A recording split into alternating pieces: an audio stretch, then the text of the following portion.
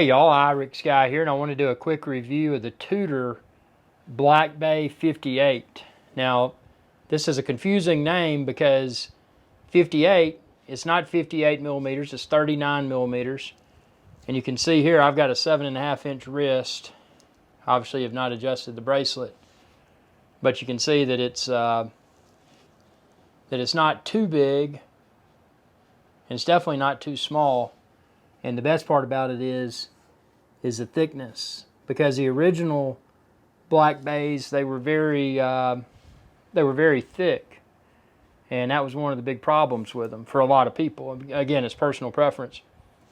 The bracelet's nice. One complaint about the bracelet, and I'll show you here in a second. You take it off.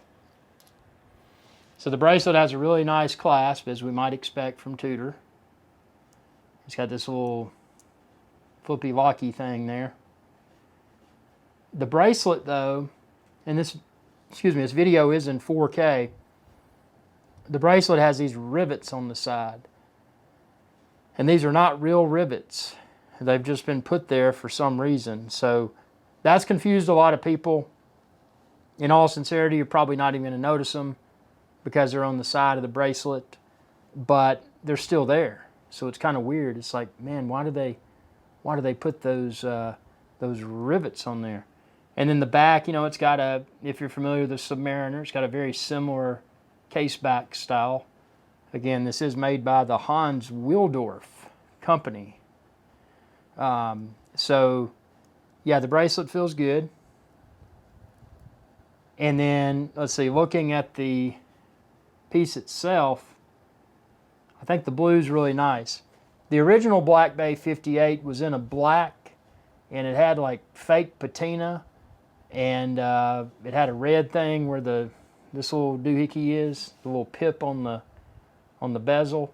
So it was kind of weird. Some people liked that, some people didn't, because some people looked at it like, man, that's stupid to, you know, fake the age of a timepiece. So for that reason, a lot of people were not interested in the original Black Bay 58, including myself. I was not interested. One thing that's nice about the 58 is that this, you know, this crown here, and if that looks kind of funny, that's because I got the little shrink wrap doohickey on it. But that's the Tudor rose. So it's got the Tudor rose on the crown, and then on the dial, man, it's got the Tudor shield. So that's irritated some people. You know, I personally, I like the shield better than I like a rose. So I don't care about flowers, but I do like the shield. I think that's kind of cool. The bezel is aluminum. So this is not ceramic. I think it's about half the clicks of the Submariner. So it still sounds good. Listen to that. Sounds good, but obviously, you know, you're not getting just the awesome clickiness like the Submariner, which that's stupid. I mean, you know, but a lot of people, they'll comment and check out my video. It's a separate video, the Tudor Black Bay 58 versus the Rolex Submariner 114060, which that's a ceramic Submariner. So again, this is not anywhere close to the caliber of watch as a Submariner. But with that being said, it's a very cool tool watch. You know, something you can wear and not really have to worry about it. I mean, the problem is recently with Tudor's senior brand, the Rolex brand. Again, Rolex and Tudor are both made by Hans Willdorf. Well, I shouldn't say made by Hans Willdorf. Hans Willdorf invented both Rolex and Tudor. But it's an exceptional watch. You know, if you want to wear anywhere watch, you know, you want to swim with it, you want to, you know, you just want something that looks cool, that when people see it, it's like, is that a Rolex, man? You're like, nope, it's not. But it's got the same DNA, you know, obviously, as the Rolex. The bracelet looks very similar, although this does not have glide lock like the current model Submariner. The bracelet is, you know, nice and adjustable, and it's got a nice clasp on it. The metal in this, the stainless steel, it's a different type of stainless steel. Rolex uses a special stainless steel. This is not that special stainless steel. I think, off the top of my head, I think this is what's called 316L stainless steel, which is fine. I mean, there's nothing wrong with that, man. You know, there's nothing wrong with 316L stainless steel, but, you know, it is worth mentioning that's something in this that that is different. But as far as the size, again, I've got 7.5-inch wrist, and, you know, a lot of people might be looking at that and be like, well, you know, if you're like me, you wanted to pick up one of the original Black Bays, but after you tried it on, you found that the case height was too tall. This one's just right. And, you know, check out my other video where I do side-by-side comparison of this and the Submariner. But the case height on this is just right. You know, one might assume without trying it on that 39 is too small because it's less than 40. I have not found that to be the case at all. I found the size of this to be perfect. 39 is perfect. And again, I have a 7.5-inch wrist. So now if you want a watch that looks really big on your wrist, you know, this isn't going to wear like a big watch. I mean, the 40mm Submariner that I'll do the comparison of in an upcoming video, or at the time of watching this, that video may already exist. Subscribe to my channel and check out my horology video playlist. But there's a lot of things that are going, I mean, this is definitely going to be a, you know, mark my words, this is probably going to be a future collectible. You know, you've got the dial, very nicely done. It's got very nice lume. We'll do a lume shot in a separate video. But yeah, it just looks good. It's got, you know, dimensional aspects to it. You can see the little markers are elevated, and they've got, you know, they're full of lume. The hands, unlike a Rolex, the hands on this are what are referred to as snowflake hands. You can see how they look like snowflakes. So you don't have that Mercedes logo in there. You just got, you know, you got a hand that looks like a snowflake. So, you know, for a tool watch, for a wear anywhere watch, you know, this is something that would quite possibly be a better option than a Rolex Submariner or similar Rolex sports watch. Again, you know, it's not the same caliber. I mean, it's not you know, anywhere close to the same price point of Rolex. I mean, this is Tudor. But from a wearability and design perspective, except for those faux rivets on the side, which, you know, that's to be disputed. You know, people have different opinions about those. Except for the faux rivets, you know, this is exceptionally well done. Now, it does not have a ceramic bezel. You know, this is aluminum, but a lot of people may prefer that because over time, an aluminum bezel can develop a very nice patina, and it makes a watch, you know, it creates the look that a lot of watch collectors are looking for. So, you know, the fact that this has an aluminum bezel may be preferred by a lot of collectors over a ceramic bezel, because obviously a ceramic bezel is probably not going to fade. A ceramic bezel is probably not going to scratch. You know, this aluminum bezel will probably fade and it will probably scratch. You check out my videos of the Omega Seamaster 300M with the blue wave dial, the original, one of the original Bond watches. That thing, man, I've banged it into cubicle walls, and I've taken it in oceans and hot tubs of the world, and that bezel was a blue, kind of almost like this blue, and now it's almost a, it's almost like a blue it's like a white with a just a small amount of blue in it, because it's, you know, it's been faded by the sun, it's been faded by chlorine and swimming pools and hot tubs, it's been banged into cubicle walls, and it's been banged into brick walls and all kinds of stuff. It's got scratches. So, you know, some people prefer that. Again, it's a matter of personal preference. And again, this is a tool watch. You know, so this is something that is designed to be worn and enjoyed. You know, I'm not a fan of dress watches. I just don't. I mean, I've got a few dress watches, but I just, you know, I'd rather have something that I could wear. And if I go from, you know, business to beach, you know, I can just wear the same watch and not have to worry about it. But yeah, the bracelet has a nice brushed look to it. One thing I really do like about this Black Bay 58, let me flip it around this way. One thing I really like about it is the crown. It doesn't have that If you looked at the original Black Bay references, again, not only was the case height greater, but the original Black Bay references, they had that crown, and it looked like it, somebody had just gotten like a black magic marker or paintbrush and painted on it. This doesn't have that. This is just stainless steel color. So, anytime I see something like that on a watch, some sort of black paint or whatever color paint, I think to myself, that stuff is just going to scratch off or wear off with time. This right here doesn't have that paint. That's a greatly improved aspect that this Black Bay 58 brought to the table, in my opinion. The sapphire crystal, look at that. And again, if you've got 4K, crank it up. The sapphire crystal kind of sticks up. So that gives it a very unique vintage type look. So again, this watch is not a watch that's going to appeal to everyone. It's not an in your face type watch like a Rolex or something along those lines. It's kind of fly under the radar watch. Again, it's not anywhere at all close to the price point of those pieces. So it's not trying to compete, but it's got it's got a lot of history. There were a lot in the past. There was a Tudor.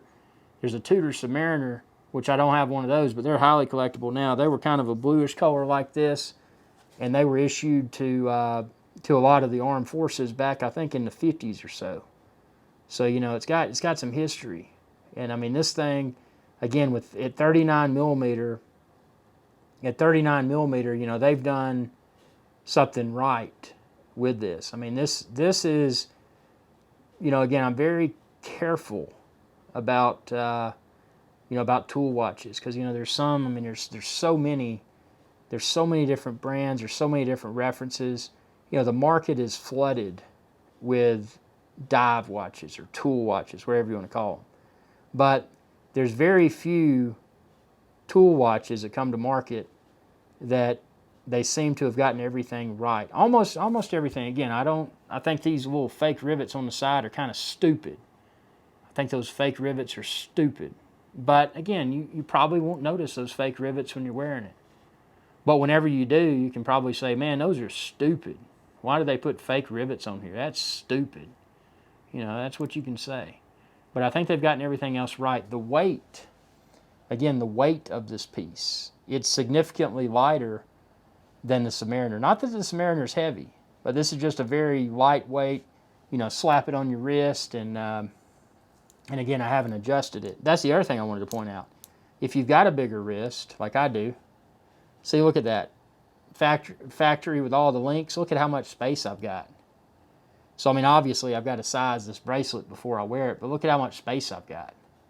So if you're on the fence and you're thinking, man, I want that, I want a Tudor Black Bay 58. Again, 58 is not referring to the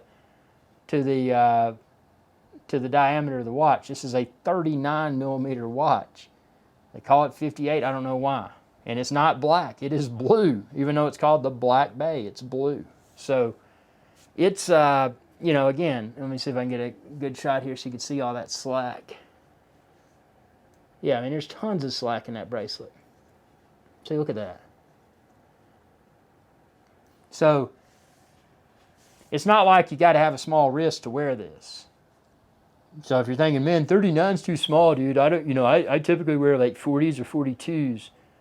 And I typically do wear 40 or 42 millimeter. But this, again, once sized, this in 39 millimeter is perfect.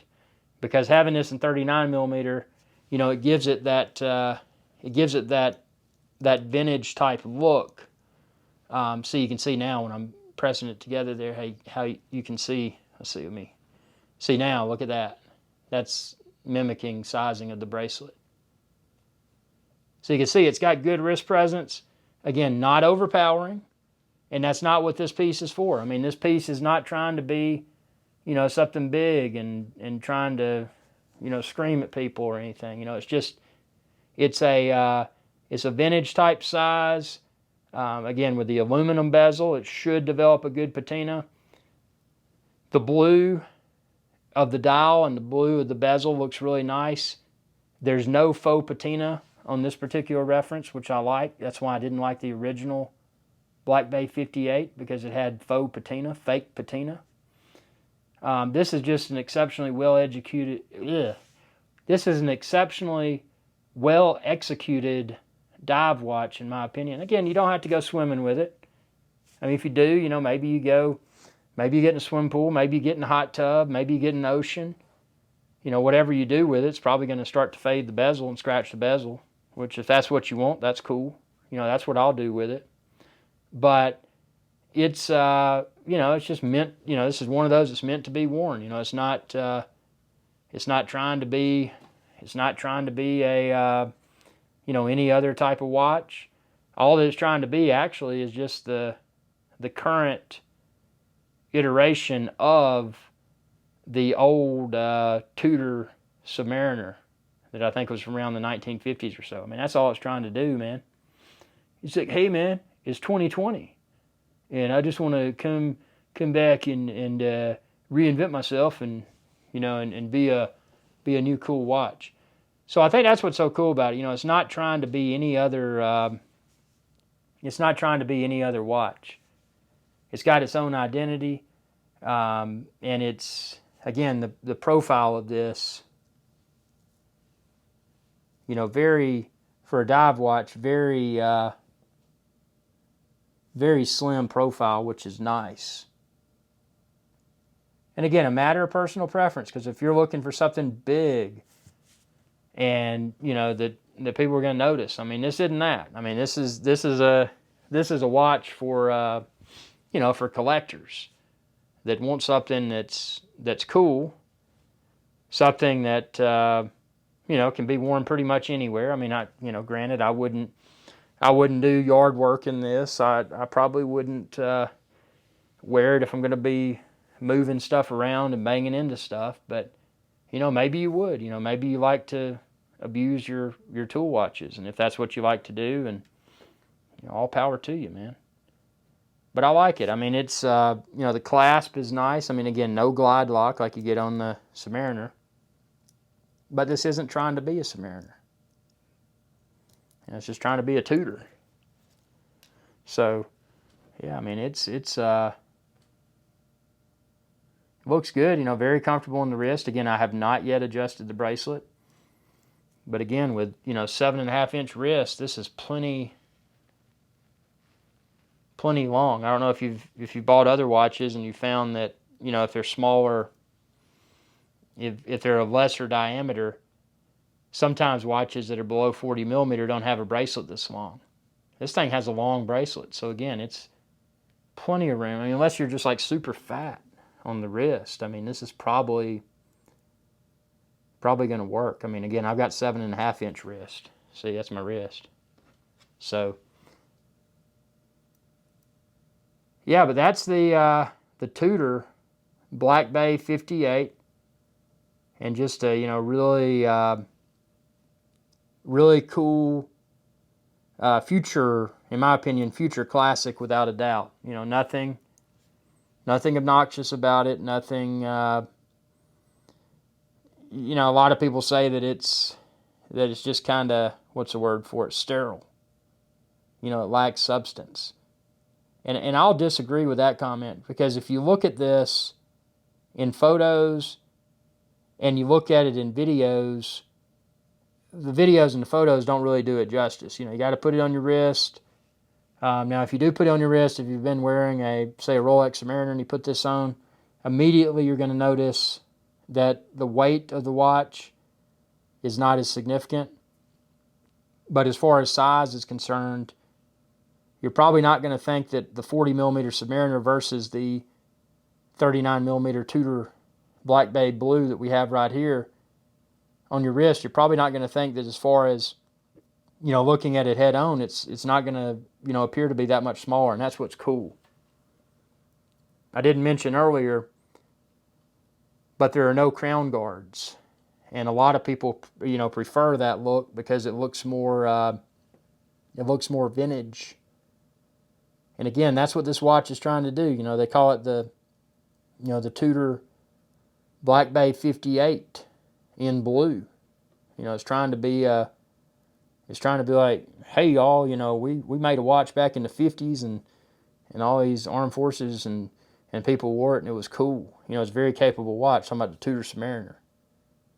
Those things are highly collectible today. But yeah, they're just like, hey, you know, we're going to make this look cool, and we're going to do 39 so it doesn't look, you know, oversized. And it's, again, tell me what you think within the comment section below, but I think this is just kind of, you know, even though this was released in 2020, this is a piece that, in my, again, I'm not going to say professional opinion, because well, maybe I am, who knows. But in my personal, and what I feel is well-educated opinion, I think that this is a future classic, and I don't think it's something that, well, just the ability to find these pieces is very, very difficult. So, you know, that in itself is a bullish sign that, you know, this is probably going to become a future classic. So anyway, tell me what you think within the comment section below, and be sure to subscribe. It's youtube.com/IRIXGuy. Y'all have a good day. Hey y'all, Captain IRIX Guy here. I hope y'all enjoyed this video. If you did, please be sure to subscribe. It's youtube.com/IRIX Guy. And ring that bell icon when you do to be notified whenever I post another video. Thanks for your viewership, and y'all have a good day.